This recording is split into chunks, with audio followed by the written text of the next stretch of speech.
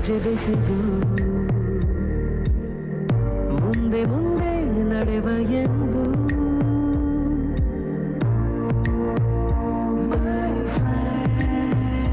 ಕಣ್ಣ ಕಂಬನಿಯ ಒರೆಸುವ ಸ್ನೇಹಿತ.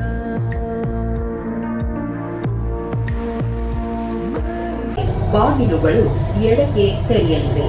ರೈಲು ಇಳಿಯುವ ಮುನ್ನ ಪ್ಲಾಟ್ಫಾರ್ಮ್ಗೆ ಇರುವ ಅಂತರದ ಬಗ್ಗೆ ಗಮನವಿರಲಿ.